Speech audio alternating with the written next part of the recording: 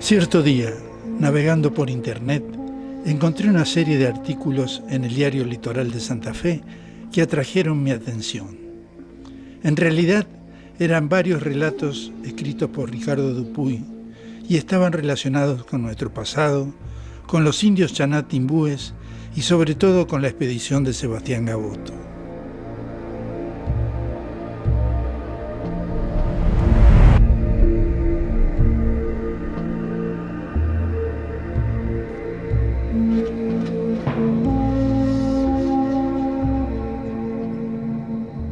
En Puerto Gaboto hay una cruz de madera con un nido de hornero, una excavación inconclusa y un ejército de fantasmas de navegantes europeos y aborígenes chanatimbúes esperando pacientemente el rescate de su gesta de hace 500 años. Son pocos, quizás muy pocos, los que saben que en este lugar se alzó el primer poblado europeo en territorio argentino, que fue una de las 10 primeras poblaciones de Sudamérica y la primera fundada tierra adentro en todo el continente americano. El comandante de la primera avanzada por el Paraná, un inglés, Sebastián Cabot, para el relato español Sebastián Gaboto, lo llamó Fuerte de Santi Spíritus, y su olvidada historia, como dijera Ricardo Dupuy, es tan sorprendente como atrapante.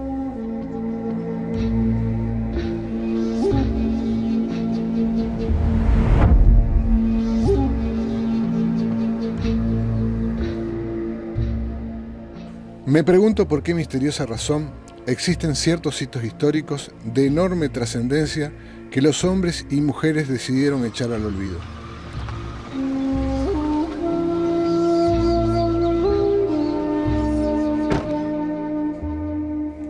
Sin duda que la gesta del fuerte del Espíritu Santo merece largamente ser recuperada, ya que se conjugan en ella desconocidos personajes fundacionales de nuestra América.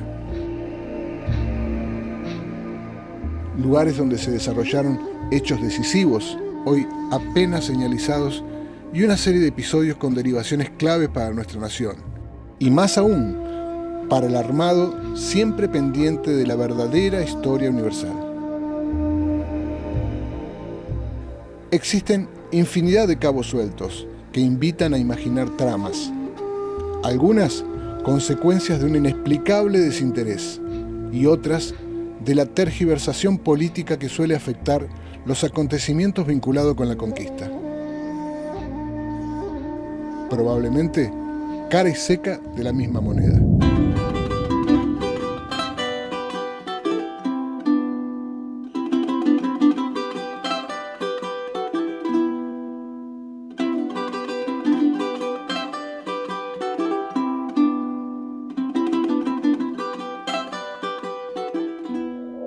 Vale comenzar este relato con una verdad de perogrullo.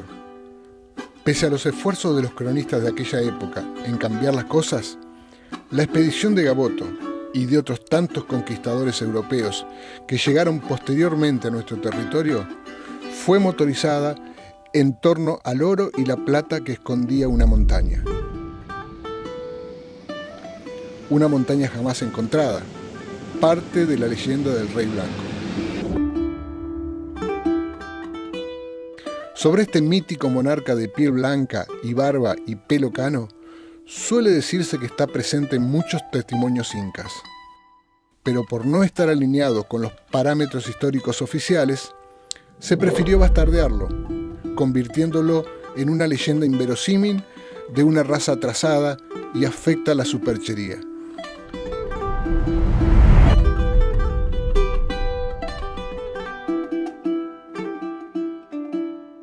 A propósito, no es casual que el fuerte de Santi Spíritu se haya instalado justo en este preciso lugar, en la desembocadura del río Carcarañá. Hoy, una vía fluvial poco relevante, pero que tiene la potencialidad de ser el único curso transversal desde la zona precordillerana, territorio inca, hasta el mismísimo río Paraná, a pocos kilómetros de la salida del Océano Atlántico.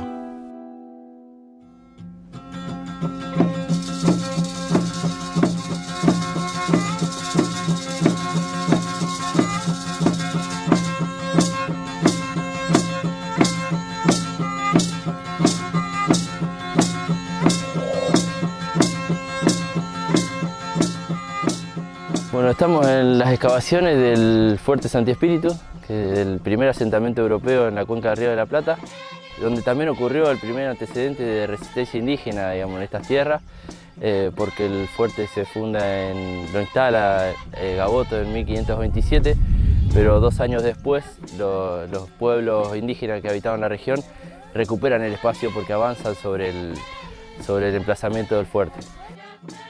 Ahora lo que estamos viendo, bueno, es las excavaciones, que acá nosotros excavamos con un convenio con la Universidad del País Vasco, con arqueólogos santafesinos y arqueólogos de la Universidad del País Vasco. Se excava en open area, digamos, se abre en una gran extensión, no como habitualmente estamos acostumbrados a ver en Argentina, que es una cuadrícula y se va excavando despacio, sino que acá se excava buscando estructuras en superficies grandes. Y bueno, como no estamos en campaña, como decimos nosotros, de excavación, el espacio está tapado, se tapa con arena, con geotextil y nylon, porque la dificultad de conservación que tenemos en el lugar es que la acidez del suelo más el índice de precipitaciones que tenemos en la región erosiona muy rápido el sedimento.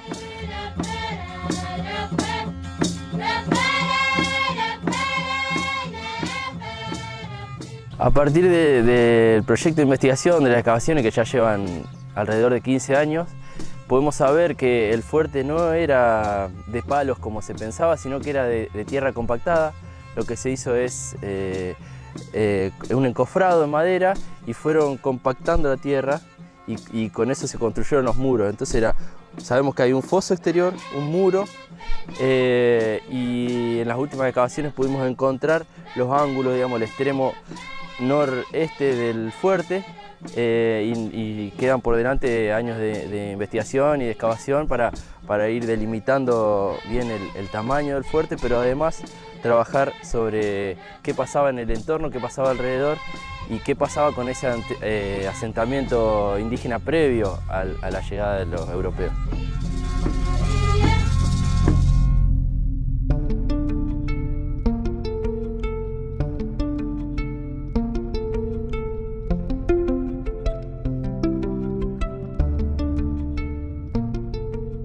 Según cuentan los olvidados libros de historia, en este mismo lugar, el 9 de junio de 1527, se fundó el Fuerte de Santi Espíritu.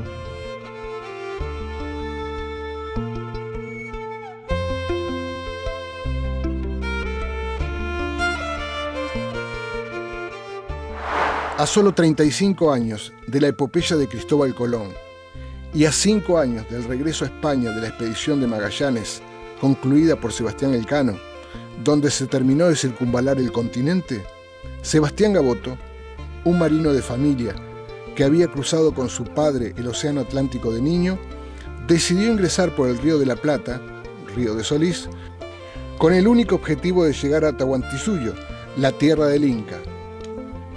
Según se decía, un imperio repleto de oro y plata donde reinaba un barbado monarca de tez blanca.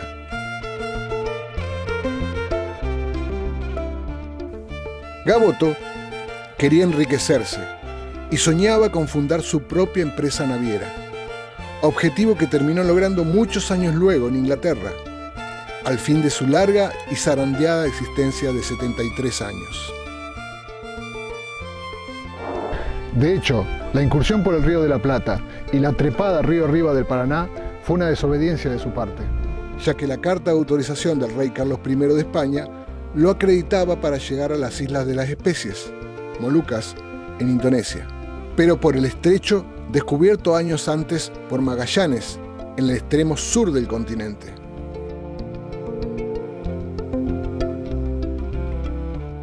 La versión oficial, a propósito de la decisión de cambiar la ruta, se sustentó en el relato de un marinero, un grumete solitario, sobreviviente de la malograda expedición de Solís en 1515, que conocía curiosamente al detalle las grandezas del imperio del Inca.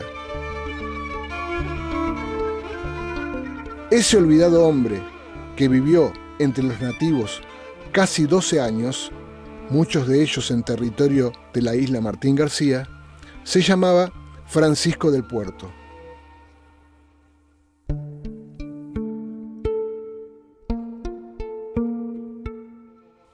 Los castellanos lo conocieron como el lenguaraz y los aborígenes como Huaypó.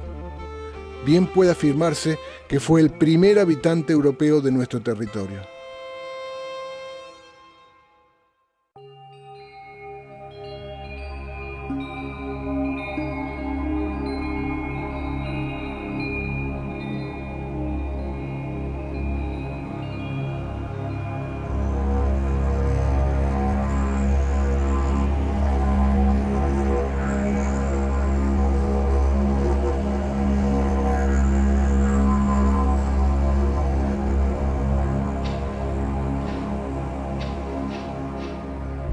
Bueno, una circunstancia muy particular que se dio y que nos gusta compartir es en el año 2014-2015 hicimos por primera vez una ceremonia de pedido de permiso a los ancestros de este lugar para poder avanzar con las excavaciones. Porque siempre los vecinos que habitaban este lugar decían que cada vez que se excavaba les tiraban piedra a los techos, sentían ruido, veían una mujer de blanco pasar por la excavación y esto los inquietaba bastante cada vez que se hacía una excavación. Así que propusimos hacer una ceremonia de pedido de permiso donde participaron los vecinos, donde también participaron los arqueólogos, las arqueólogas que estaban trabajando en esa campaña, y le hicimos una ofrenda a la tierra. Y esa misma noche que hicimos la ceremonia se vino una tormenta muy fuerte. Esa tormenta quebró este tala, que este tala ya estaba, quebró la copa del tala que arrancaba de acá para arriba, y cuando Mauro, que es uno de los compañeros que trabaja acá en el mantenimiento del parque, terminó de retirar las ramas, empezó a salir agua por el tronco. Desde acá salía por la punta del tronco agua, mucha agua, y durante un par de días, y al tercer día empezaron a salir los brotes, que son estos que ven acá del tala, y se armó de nuevo este árbol con los nuevos brotes. Y hace unos días, cuando vinieron de las comunidades indígenas a hacer una celebración, a hacer un acto acá a Gaboto, se acercaron, pidieron acercarse al sitio y eligieron hacer una ceremonia, y eligieron el mismo lugar, sin que nosotros les dijéramos a dónde lo habíamos hecho. Lo mismo ocurrió con el Año Nuevo Mocovilla, hace 2 años atrás. Vienen, no sabemos por qué, todas las personas que quieren hacer una ceremonia, los que se acercan, las hacen en este lugar, en este mismo espacio, en este mismo tala. Así que nos llama la atención, y la verdad que nos parece interesante poder trabajar de esta manera, teniendo en cuenta todas las capas de sentido de los que habitaron este espacio.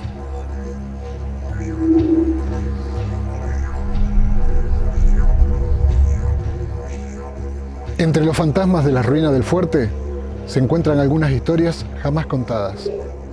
Una novela de amor entre el cacique y una española que dicen inspiró al propio Shakespeare, la construcción de un bergantín entre aborígenes y europeos, la celebración de la primera misa, la primera cosecha de trigo, el nacimiento de los primeros mestizos, el primer casamiento, la ruta del Imperio Inca sobre el misterioso río de los Caranchos, Carcarañá, hasta la visita de Charles Darwin tras las huellas del gen americano, entre otras tantas olvidadas. 500 años para poner las cosas en su lugar. En realidad, 500 años no es nada.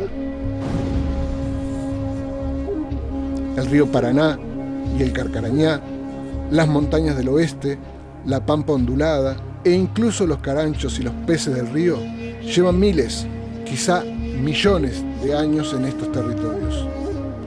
Ellos son los dueños, nosotros simples ocupas. Invasores, a menudo desaprensivos, casi siempre desaprensivos. Es bastante probable que cuando el último de los humanos desaparezca del planeta, los animales y las plantas recuperen el comando en torno a las huellas cinceladas de los ríos, en la desmesura de las llanuras y en las recónditas montañas de por acá.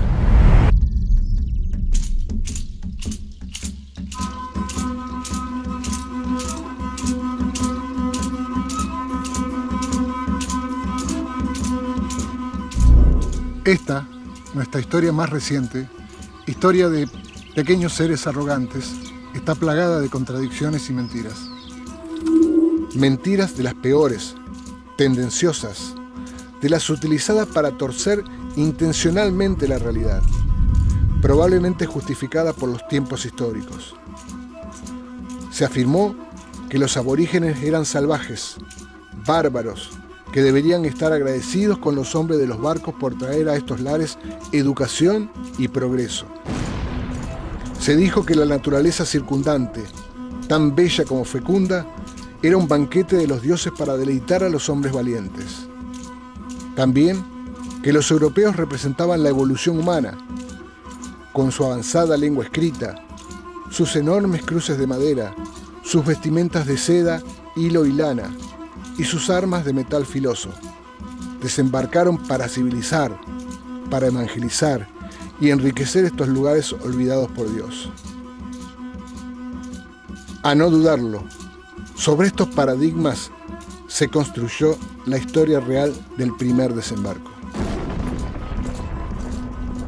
Incluso los episodios menores, como las vicisitudes de Francisco del Puerto, la ferocidad de los charrúas que se comieron a parte de la expedición de Díaz de Solís, o la tragedia de Lucía Miranda, que culminó con la quema del fuerte de Santi Spíritu. Y nos quedamos con eso, 500 años sin cuestionar, aceptando la historia oficial y ya. Está claro que no existen verdades absolutas. Es seguro, más que probable, que haya habido extranjeros bien intencionados, como se narra en el primer desembarco.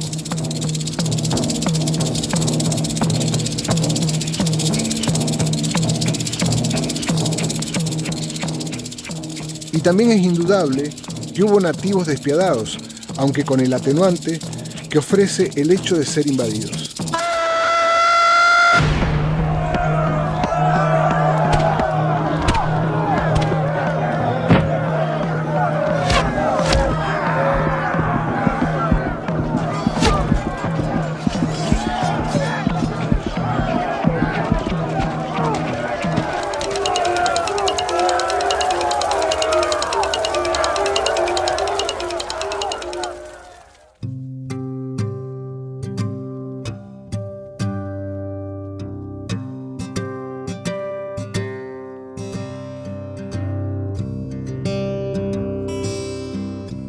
En los archivos de India, hoy parcialmente públicos y digitalizados, consta la declaración de Gaboto al momento de regreso a España, en ocasión del juicio que afrontó por la desobediencia a una orden real. No hay duda que entraron a la cuenca del Plata, Río de Solís, en busca del camino más corto al Alto Perú. No hay duda que la fundación del fuerte no fue por motivos urbanísticos y menos evangelizadores, sino como el lugar de paso a las montañas por el río Carcarañá, ruta utilizada por los indios desde tiempos inmemoriales. Hoy bien se sabe que el sitio donde se levantó el fuerte, más que una aldea perdida en la inmensidad, era una urbe bien organizada y estratégicamente ubicada. Tampoco cabe en duda que los aborígenes fueron dominados y en su caso torturados por los españoles.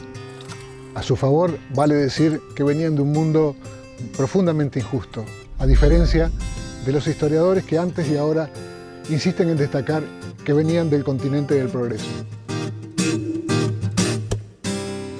De hecho, con los reyes católicos y la expulsión de los moros de la península ibérica, tomaba fuerza el proceso más cruel y sanguinario de la historia moderna, la llamada Santa Inquisición Española.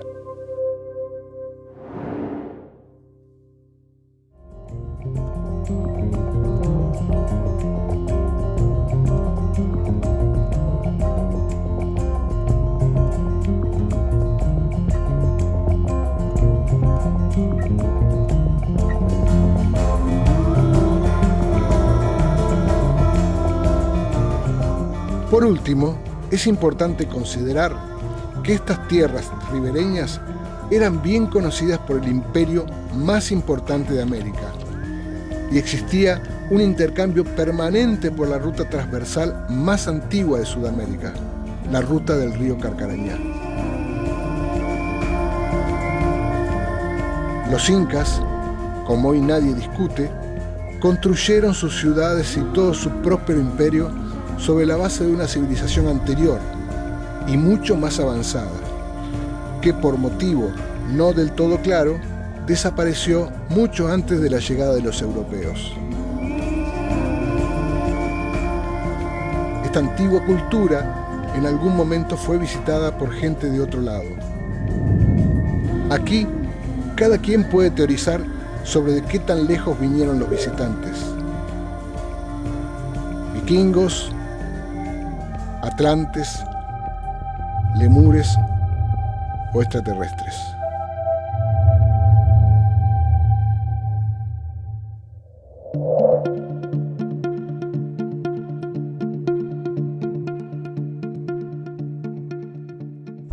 Esta apretada síntesis no es otra cosa que un marco referencial que, a criterio de este autor, justifica largamente la necesidad de volver la mirada sobre los sucesos del primer desembarco.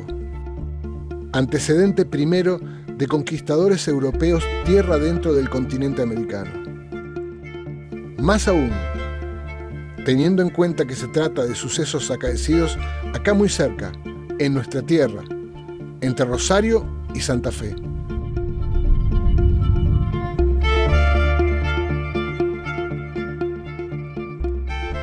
Vamos camino a los 500 años, falta poco, y yo creo de que tenemos que tener un reconocimiento. Es fundamental para nuestra historia, donde acá se está trabajando de hace años los arqueólogos, donde se han encontrado todos los vestigios.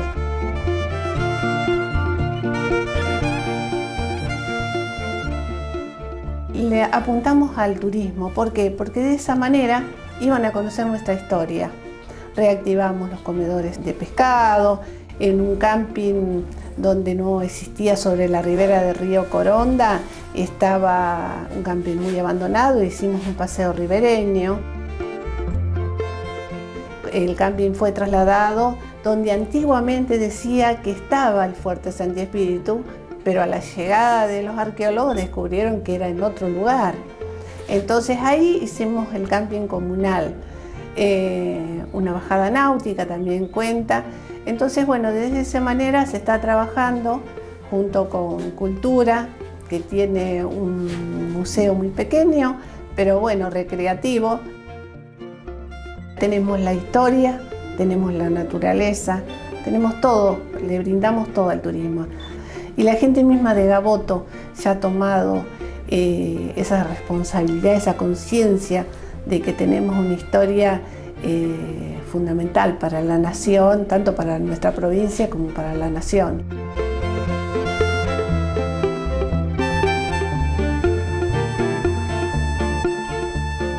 Cautivados por los relatos de nuestra historia, viajamos a Puerto Gaboto y encontramos un lugar potencialmente importante para el turismo provincial y nacional. Se podría hacer una réplica del Fuerte Santi Espíritu, aceptar y gestionar la llegada de una carabela prometida por el gobierno español, desarrollar réplicas de las chozas y viviendas de los chanatimbúes, un mercado de artesanía quizás, y otros atractivos turísticos que complementen la belleza del entorno natural de las islas y sus ríos y las cautivantes historias que puso en valor los relatos de Ricardo Dupuy. Ojalá la gestión pública y privada le den a este lugar la importancia necesaria para que en un futuro cercano cobre vida, con el mismo interés que Ricardo le puso con su imaginación y escritos, aquí, donde ocurriera hace más de 500 años aquel primer desembarco.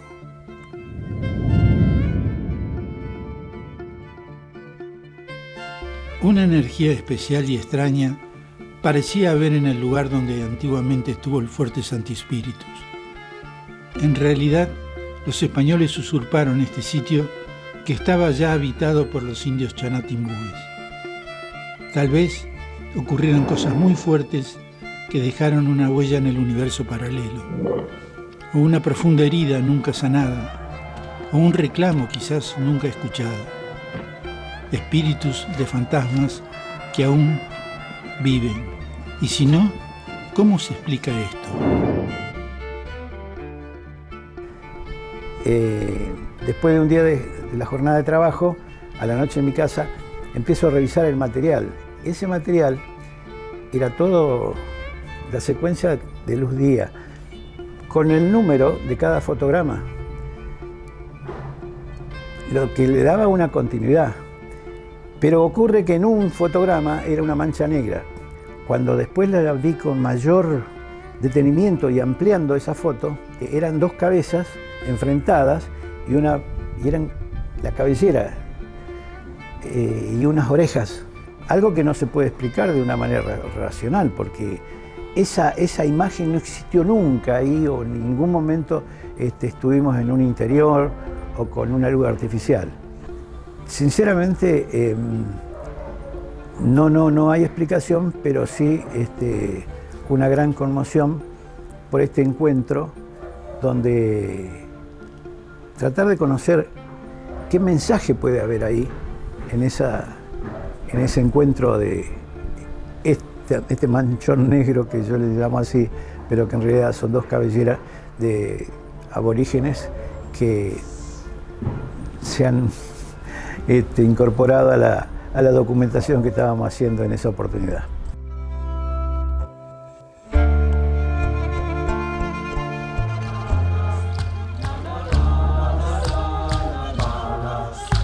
Mi abuelo chamán nos dijo una vez: las balas en barro se convertirán, las balas en barro se transformarán, renace mi pueblo, florece el cardal.